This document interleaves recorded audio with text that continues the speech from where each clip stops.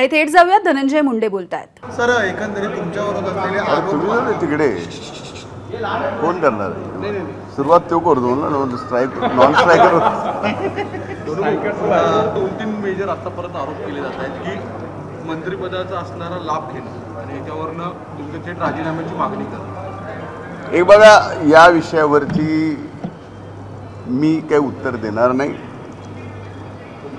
माननीय अंजली दमानिया या स्वतः आदरणीय उपमुख्यमंत्री अजितदादा पवार साहेबांना भेटल्यात आणि त्यांना जाऊन भेटून ज्या कागदपत्रासहित त्या भेटल्यात त्यावरती माननीय उपमुख्यमंत्री अजितदादा आणि माननीय मुख्यमंत्री देवेंद्र भाऊ आणि उपमुख्यमंत्री अजितदादा यावरती स्पष्ट उत्तर देतील आणि ते उत्तर त्यांनीच द्यावं अशी माझीसुद्धा या ठिकाणी इच्छा आहे. मुद्दा क्रमांक 2 की तुम्ही ज्या राखेच्या संदर्भात 2006चा सुप्रीम कोर्टाचा GR जर पाहिला, थर्मल पॉवर स्टेशनची राख म्हणजे प्रत्येक थर्मल पॉवर स्टेशननी केलेला तो कचरा आहे आणि तो कचरा थर्मल पॉवर स्टेशननी स्वतः पैसे खर्च करून उचलला गेलाच पाहिजे, हा सुप्रीम कोर्टाचा निर्णय आहे. आणि अशा निर्णयाच्या बाबतीत हे डायरेक्ट सरकारशी संलग्न नाही, महानिर्मिती एक वेगळं मंडळ आहे, त्यामुळं मूलतः याच्याशी प्रॉफिट ऑफ बेनिफिटचा विषय कुठे येत नाही. पलीकडे आणखीन काय विचारायचं?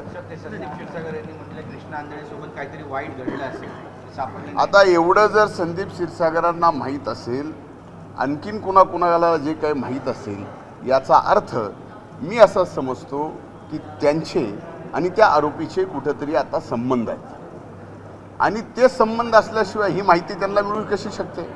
जी माहिती त्या कृष्णाला काय झाले काय नाही झाले याची पोलिसांना माहिती नाही, मला माहीत नाही, म्हणजे तुमचे एवढे मायक्रो कॅमेरे त्याला माहिती नाही, तर त्याला कशी माहिती असू शकते? याचा अर्थ त्यांचा कुठंतरी संबंध आहे आणि त्या संबंधातून अशा पद्धतीच्या बातम्या पेरायच्या. आपल्याला ती बातमी मिळते आणि सध्या गेली 1 महिना सव्वा महिना बीड पलीकडे दुसरं काहीही आपल्या माध्यमावर चालू नाही आहे. म्हणून माझी आपल्याला हात जोडून कळकळीची विनंती आहे, या माध्यमांच्या बाबतीमध्ये संबंध बीड जिल्ह्यामध्ये लोकशाहीचा 4था स्तंभ म्हणून जो मान आदर, जो रुतबा आजही आहे, ते कुठेतरी हळूहळू कमी होत चाललं. एक मला पूर्ण बोलू द्या आता.